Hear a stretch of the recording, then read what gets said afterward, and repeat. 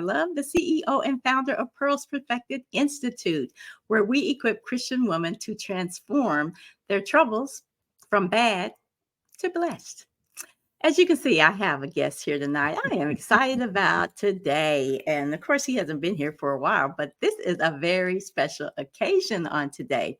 So, today, my darling husband celebrated 34 years as the senior pastor of the Second Baptist Church of Olathe, Kansas. Yay! Congratulations. Well, thank you, darling. Thank you. Thank you. 34 years in the same place. Wow. Same place. Yes, the same place. So it has been quite a ride. Yeah, it has. And so I thought tonight that we could come out and have a conversation just about what it's been like pastoring for 34 years. Now, as you're coming in, say hello. Say hello to my hubby too, because he likes attention when everybody who follows. They let me come back on. Yes. Yeah. Anytime I come on and I let him come on here with me, then he is always excited. So come on in here and say hello to him. And if you happen to watch the replay, please let us know that you watched the replay. Yeah. But again, I am just excited. We had a really good day today. Yeah, it was a fabulous day. Fabulous day. And the committee did an outstanding job. They really did. Really celebrating who you are and the wonderful things that you've not only done for our church family, but you've done for this community as well. Yeah. So how you feel? Well, I tell you what, I feel really good. Like you said, today was really good. I think what I appreciated today was that it was a simple service. Okay. All right. Sometimes simple is better. Yes. It was intimate. Quaint, and of course our dear friend came over and preached a wonderful message. So this was not even stressful today. I really had a good time. All right. Really had a good time. So that means you've had several of these things. Yes, I have. Right. And hopefully each year gets a little bit better for you. It does. But thinking back over the years, you never think you would make it 34 years? No, to be honest, I did not. And, in my early years, I kind of probably would divide this up in the halves or even thirds, I guess you would say. Okay.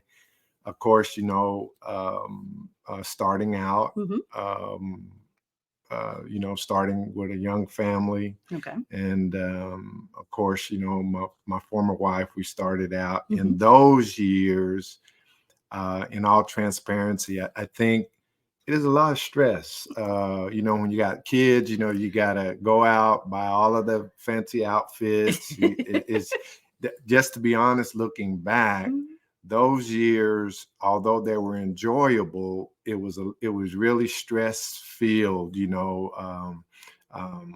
trying to get the matching outfits, getting everybody, my parents would drive that 400 miles up here, and it was more stress. Really, it got to the point, to be honest, that I really dreaded the day that's supposed to be set aside to honor the servant of God. It was just drudgery. And I think a lot of church people don't know that they're putting that kind of pressure on a family. So but think about it. Back in those days, you would have had maybe something going on all month. Yes, right. There was times we did that. Yeah, and then you might have had a banquet. Yeah, and you might have had a morning service. You might have an afternoon service, and then an evening service, and then you got out of town guests, and oh my God, oof.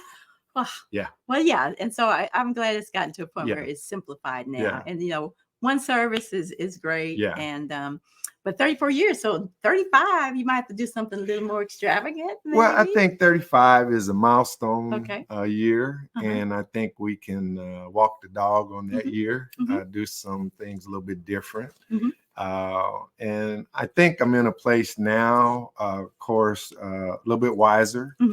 All of our kids, our blended family, everybody's grown now, and you get to see this thing from a different perspective. Okay. So let's talk about, do churches really understand what makes you feel appreciated? What really, really makes you feel appreciated? Well, to me, over the years, I think what really makes you appreciated is the little things. Okay.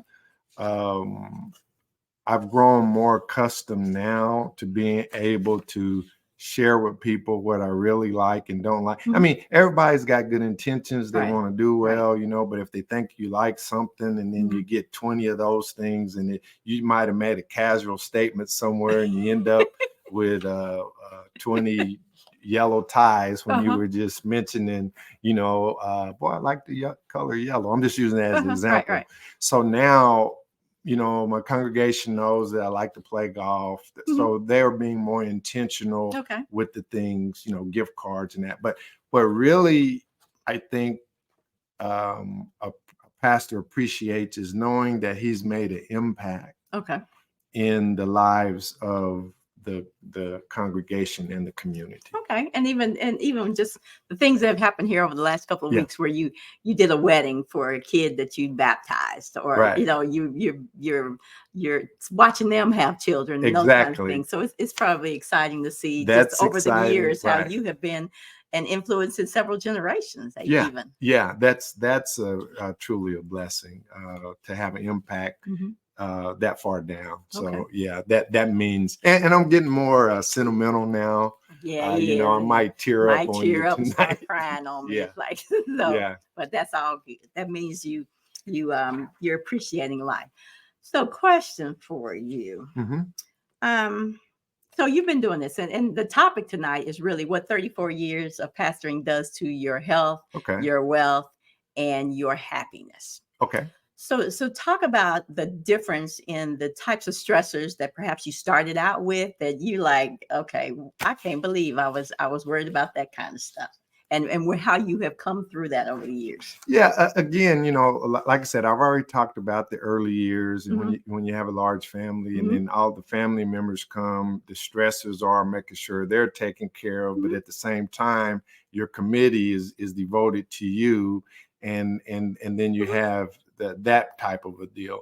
The next thing is, as our kids get older, and, you know, there's been transition in all transparency in our lives over the years. You know, we've had ups and downs, and I'm thankful that, you know, as you and I joined together, things, you know, I really appreciate what happened before, but we're at a different place. And the value of what you see and how you react to things are different. So, you know, some of the stressors that I don't have to worry about anymore, I've learned how to let the committees do whatever they want to do. I don't stress about colors because you take care of that. All right. But let's go beyond appreciation. Yeah. How has your pastoring changed over the years? What was the kind of things that when you first started out, you were stressed about? And you know, maybe it was going to be your way, the highway, or that kind of thing. I think, and I can look back on this. I think when pastors first start out, you know, you're trying to find your niche. You're trying to cut your teeth, as they say. You are also trying to build up your ministry. So you try to become all things to all people, live that perfect life. You put that stress on your kids. They got to be perfect little angels. And back then, I had a saying that before you sneezed, I had a handkerchief. So you was going to do everything. I was a super pastor. I mean, I was at everything. I mean, surgeries, doctor's appointments. You know, I couldn't even go out of town. You know, I'm on the phone checking, you know, and everything. And I just don't believe that I've got a statement now. Is that if the Lord can't watch you, it ain't nothing that I can do. I'm just the messenger, and I'm going to be there for you. But we know that sometimes when people go through hospitals and so forth, they're in the best place. And I'm like the centurion soldier. You don't have to come, just say the word and they'll be healed. So, you know, you go through that. So I did a lot of things that I don't regret my journey. But I would say to those of you who are starting out, you have to find balance. Because people will demand of your time and your energy, and at the same token, while you're trying to save other families, you're undoing your own. And so that's clearly a lesson that you've learned. So what kind of effect, when you were trying to pastor that way, what kind of effect did that have on your health? On my health, you know, it is the stressors on it. You're high strung, depending upon what's going on in the church family, and also you got to factor in if there's conflict in the congregation, because you're trying to be the referee, or then you got you know, things can happen in the church life that can keep you up at night. Those types of things. You know, you hate when a family leaves because you take that personally. Is it something I said? Is it something that I did? And I do want to say this. There's a great pastor shared this with me. And I'll call it out his name, a very endeared pastor, Pastor Donald Ford, the late Pastor Donald Ford at Second Missionary. And he would come and do appreciations for me. One time he told me when the Lord is exiting people, you have to learn how to let them go, because he might be doing you a favor. But I used to, I used to grab them, chase people down. Now, yeah, exactly. So now, hey, I look at it, you're with me for a season, and if the Lord moves you, hey, if they're preaching the word, you won't be there long either. All right. All right.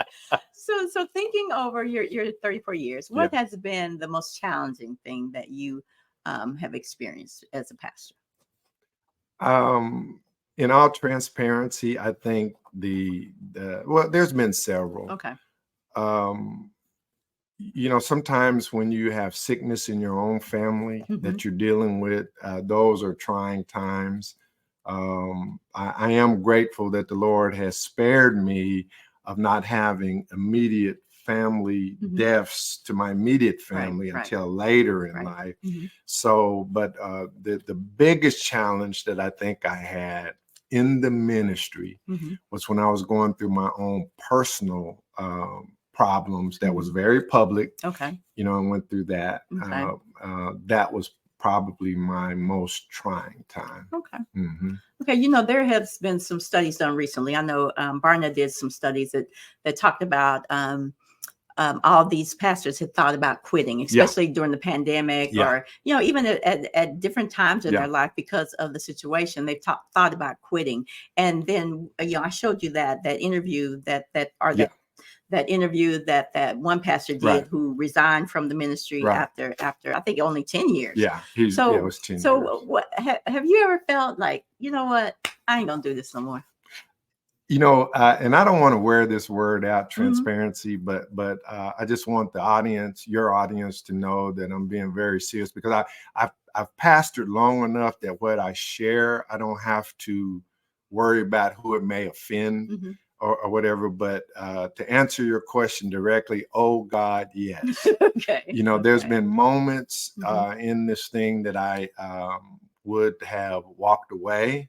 And those stressors have been, especially when you're carrying the burden of a mortgage of a church, and you're trying to meet your payroll, you're trying to do all of that. And when things look real bleak, those are trying moments that you could throw in the towel. Now you bring up the pandemic, and yes, studies have shown, you know, 1,700 pastors quit, right?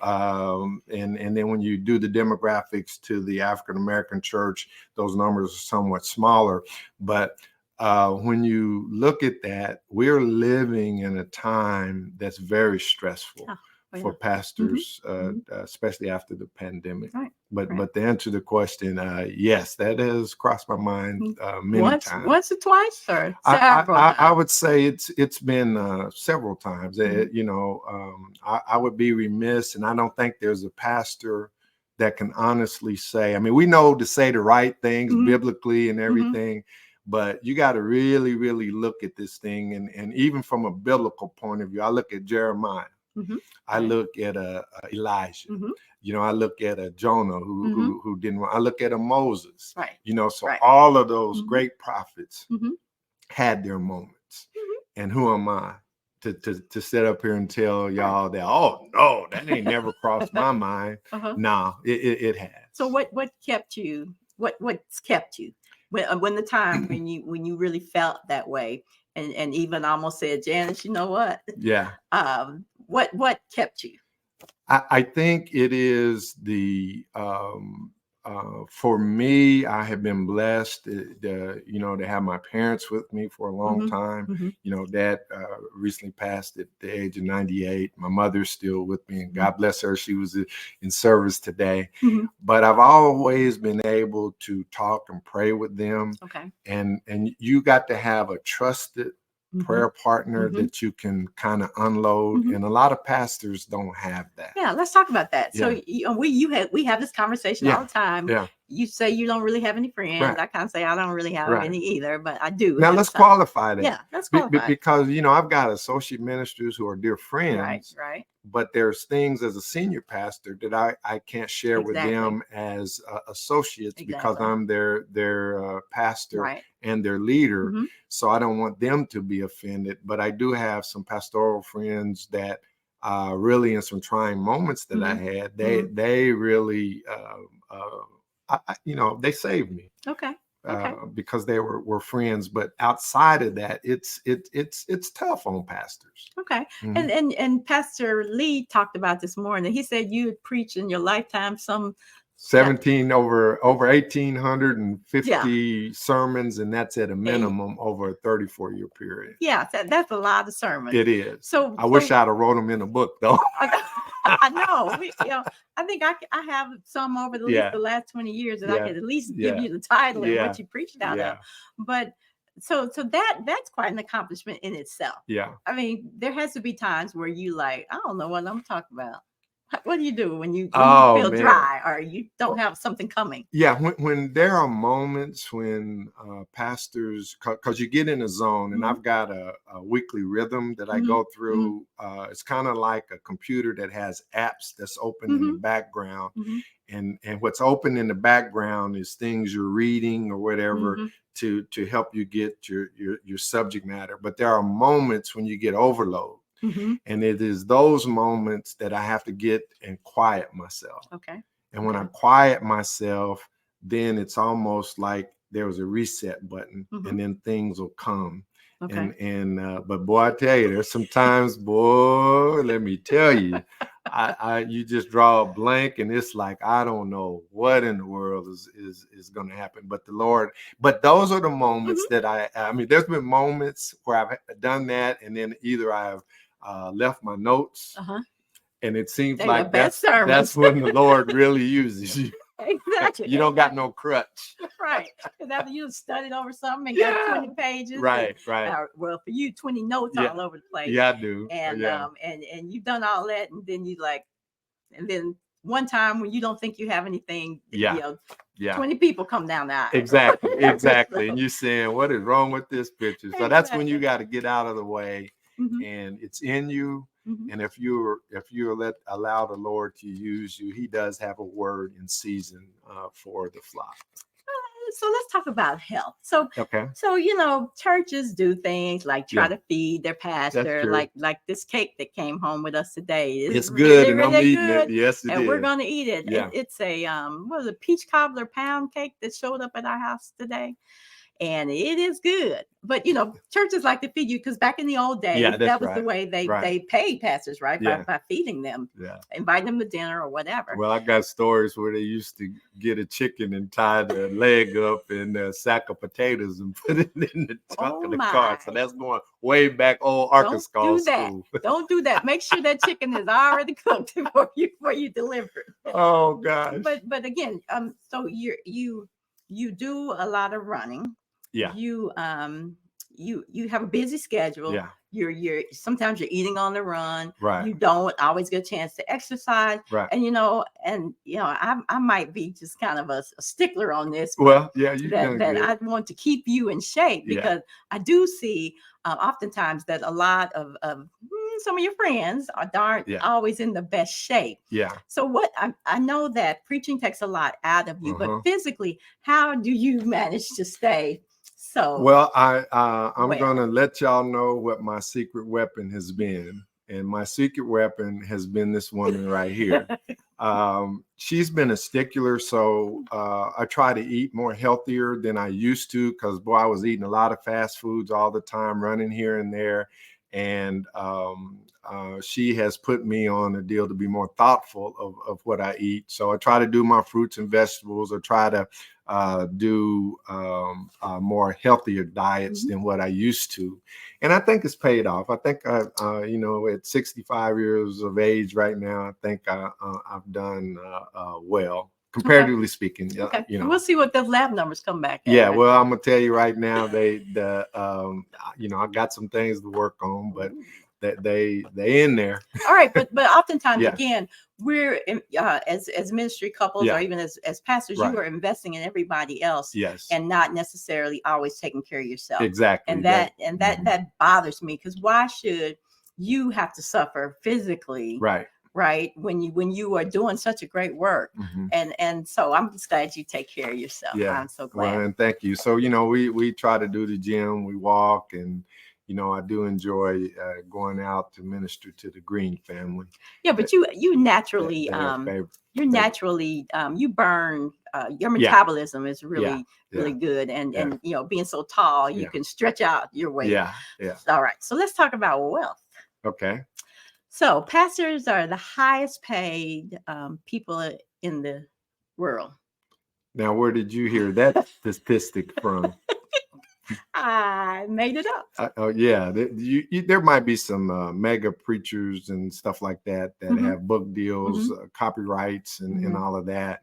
But the average pastor the average person that goes into a pastorage, you're not going to get wealthy. Don't want to bust your bubble. Many of us have been bivocational over the years. All right. Churches are doing better, and I'm very blessed. Second Baptists have done what they've been doing for us, and that's been a blessing. But it hasn't always been that way. I mean, there's times that I've struggled. So being vocational and having a church at the same time, how challenging was that? It depends. And I want to say this in transparency too, because there are maybe pastors or ministry couples who's looking at this. Sometimes there is tension between the ministry couples board and deacons and the perception. I always believe if you take care of God's business, the Lord will take care of you. Now, and I believe that, but you're not rich, and sometimes people have the attitude that they are giving you too much. And that's a tragedy for what you have to go through. I'm grateful that I've weathered all of those particular storms. And I want to be honest too. I think what has really helped, I can remember there were times when I had first started, there was, rumors going around and that golly, Reverend Love have a new baby every year, as like that was going to add money to the deal. And, yes, I have a large family, and, between the two of us, we have 8 kids, and that was never a factor. But there are people who look at it from the wrong point of view. Right. And I've worked with wives who are in situations where their families are struggling because the church is not supporting them, either from a salary perspective or healthcare perspective or even a retirement kind of thing. So even as we think about our future, it's very important that churches realize that if this is what you've been doing all your life and you retire from it, there has to be something that's going to continue to sustain you.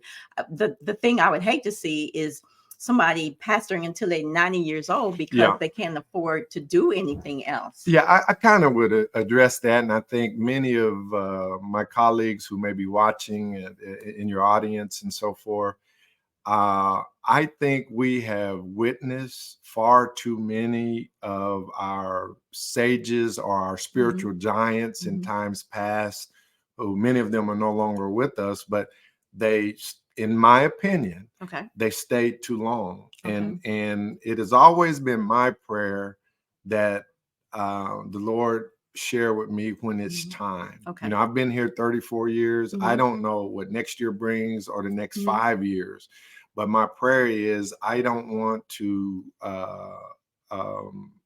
do this from a perspective that I've got to die in the pulpit, because there's other ways that you can do ministry. Right. And one of the examples, Janice, that we've had is that, you know, a lot of those churches don't recover. Right. When you have a spiritual giant that has stayed beyond the expiration date or didn't make preparations. Right. And we have to do a better job. And it's my hope and desire to do that in an appropriate fashion. Okay. All right.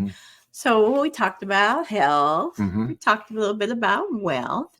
Let's talk a little bit about your overall happiness. Yeah. Well, I would just call on one of my secular friends, Al Green, love and happiness. I had to slip it in. I know. Y'all know you was going to sing, right? You was going to sing sooner or later. I got to do that. I'm sorry. I had to cut up. Straighten up. Right. I think for me, you know, happiness, one thing that I will share is that I've learned how to unplug or take a vacation. Okay. All right. And I want to add to that, to be unapologetic. There was times early on that, you know, I couldn't even go 400 miles or you went somewhere that you felt guilty. Like, man, you know, I'm leaving the flock.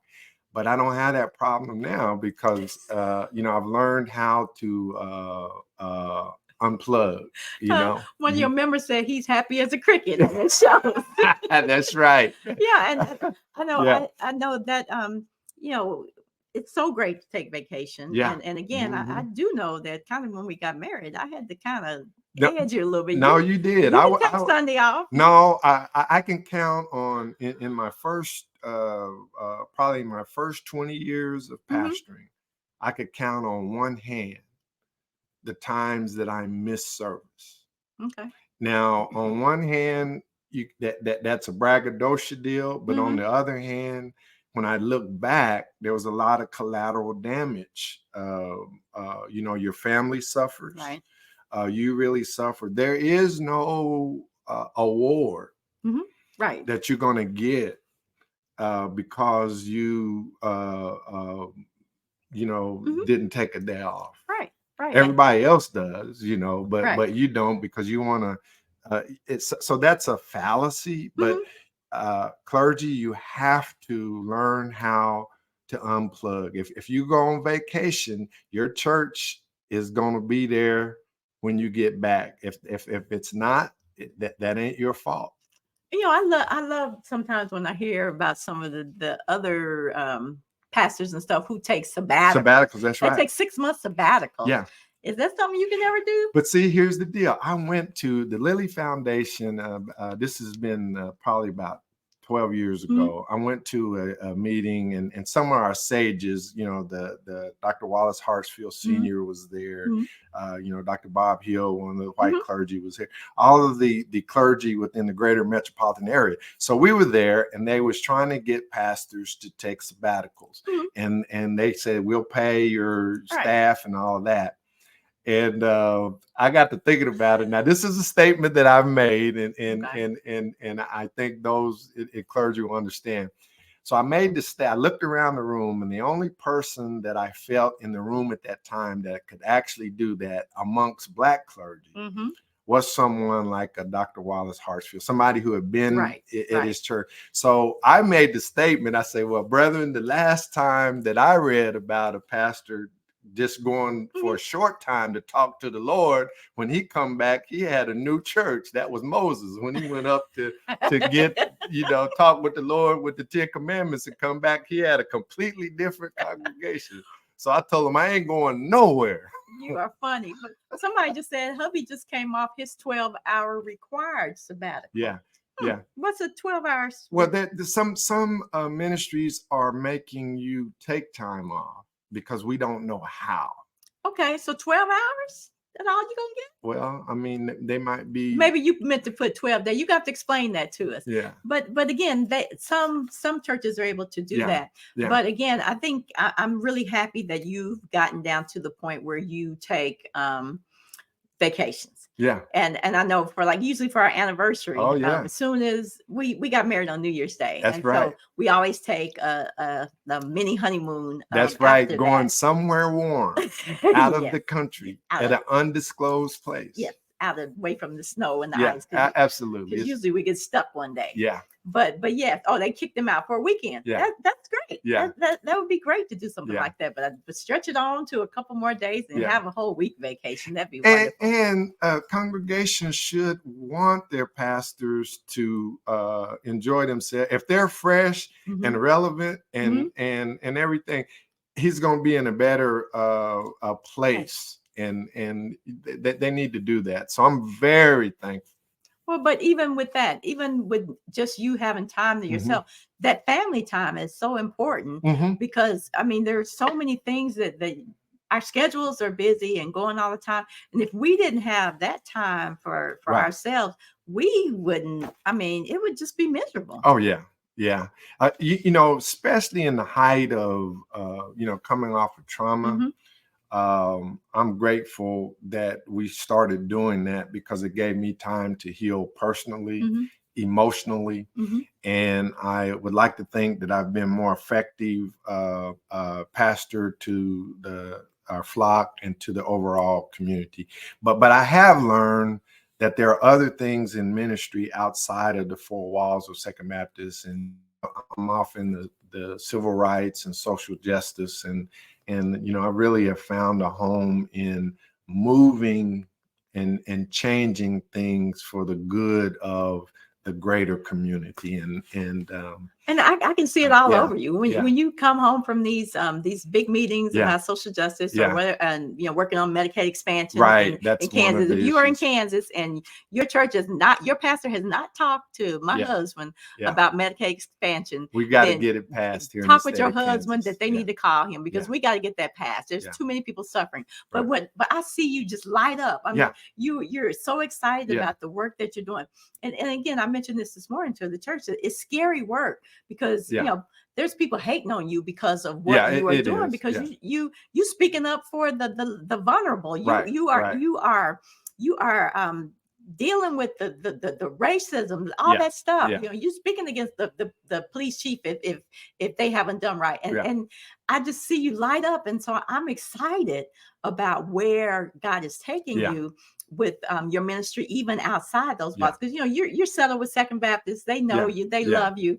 But to see you doing things all throughout the state, throughout this community, nationally. Even. Yeah, I'm on the national stage now, and that's I just got back from Nashville, and what excites me is to be able to be in dialogue with clergy from around the nation. And here's a little kid, grew up in Southwest Kansas, place called Liberal. Little big head kid. Yes, right. And then to be able to be on that stage, to have impact, to talk with clergy on that level and to help shape things, that is exciting. And that's where the Lord has taken me. And I'm real excited to see what the end is going to be. So, that excites me, and it's beyond the four walls of Olathe, beyond the four walls of Second Baptist. And that excites me that the Lord is using me on that level. I always told you was national. Well, that's right. That's right. You're national. Yeah. You can do a whole lot of stuff. Yeah. Well, gosh. So anything you want to add? Because I've asked you a lot of questions, but this is your time. What do you want to say? Well, what I would just say again, to God be the glory. I am very thankful for you. I am thankful for my Second Baptist Church family. And you had asked a question about what excites me, or excites a pastor. I love teaching. I love preaching. But to know that your congregation gets it, that the light comes off, and if they would just take that and run with it. You Mhm. know, one of the greatest things that I see that we're doing is what excites me is to talk to people about our outreach ministry through the pantry. Mhm. Mhm. That has been truly a blessing. Mhm. And the good thing is I don't have to be there all Right. the time. Right. You don't have to be there every time No, the door's no, open. and see that is something that's different, is that I'm allowing people to work things and I'm not there to micromanage. Exactly. Yeah. Exactly. Used to be a day where Oh if you were yeah. off one Yeah. Sunday, people would drive by the parking lot Yeah. and see your car's not there. They keep going. Yeah. They don't even show Yeah. up to church. Yeah. But now Yeah. it is amazing to Yeah. see everybody, what, as I say, standing on their own platform Exactly. And that's been a and doing the blessing. things that God created them to do, Right. and not just focusing it all on you. Yeah. Right. You know, think about this. You know, since the pandemic, you Mhm. know, I've gotten out of the way. You know, I have my little meetings that I Mhm. need to have, but Mhm. we've remodeled the church. Right. We put in a new kitchen. Mhm. You know, we've got a grounds crew that's Mhm. doing some things. You know, that is exciting, and it's that I don't have to be in the middle of it. Yeah, but you know, where it exactly. used to be, I was there doing everything, and I don't have to do that anymore. And that's exciting. I'm getting I know. excited about it right now. And I mean, you can spend more time with me. Absolutely. We go We're on gonna do it. vacation. That's right. That's right. Anyway, this has been a rich conversation. It has been. We have, if you have any questions for Pastor, feel free to ask. We've had lots of comments that people say hello, and somebody, thank you, from the husband. I can't see who all is always speaking, because if you haven't identified yourself, Yeah, I can't always tell. Yeah, well, thank you for tuning in. But yes, this has been a really good conversation. So congratulations to you Wow, again 34 on 34 years. And Who'd that's a ever long thought? time. I mean, and one church. Yeah. Yeah, That's amazing. I do want to say this. What? I'm mindful, you know, some of my college classmates, you know, they came and surprised me a few Sundays back. And the contingency, you know, got some Deltas, AKAs, Sigma Gamma Rhos, Qs, Kappas, you know, you know, everybody came. And I'm thinking about those years in college to see where I'm at now. And and my college friends and associates, they really helped shape me. And you know, so that means a whole lot. Yeah, but sometimes you don't like to go back to that stuff because they remember back when, and they're gonna tell me about it, which I already know about it. It's hilarious. It's hilarious. Anyway, that was Carla. Hey, Carla, how you doing? Hey, Tina. Oh God, good to see you, Rita. So good to see y'all. Olathe, good to see you. But again, thank you, dear, for taking this time out. We relaxed. We got on our hoodies and chilling out. Right. But we're gonna make sure you have a good rest of your day and keep celebrating you all the rest of this month. Well, I appreciate it, and thank you all for tuning in. And I hope you know, I hope I've shared some things that will you know, strengthen other ministry couples or whatever. But you know, the Lord's got you, and don't think more highly of yourself than you ought to. And it's serious business, as Sister Skinner would say. But you can have fun. Don't feel guilty of relaxing. Yeah, have some fun. I mean, just be you. Yeah. Yeah, I think that's what our church appreciates about us. We're going to be us. Yeah. And as you say, you don't have to invite me back. That's right. You don't have to invite me back. I'm coming back next week anyway. All right. And then your assistant confirmed it. We have the best. Yes. All right. Thank you. All right. So again, thank you for joining me. I'm going to let you come back sometime. Oh, will you? It doesn't have to be your 34th anniversary. I'm going to let you come back. Yes, I will. Yeah. I will. Yeah. But anyway, I am Dr. Janice R. Love, also known as the First Lady Coach. And I equip Christian women to transform troubles meant for their bad into their blessed, all through Pearls Perfected Institute. If you have not checked out Pearls Perfected Institute yet, make sure that you do that. Also, if you are in the Kansas City area, I am having another Connect Sip and Print on November the 4th, and I invite you out to that. For more information, go to connectsipprint.info. and you can learn a All little bit right. more about that. But otherwise, that's all we have for today. That's it. Thank you, my dear, for All right. joining me. Did I And, act okay today? You were good because I didn't cut up too no, much. you today. didn't. You Okay. you was talking about you, so you had to straighten up and fly right. You had to straighten up and fly right, and so you did good. I'm proud of you. I'm wearing the pants Mama made. Yeah, you were in the pants Mama made you. All right, you all.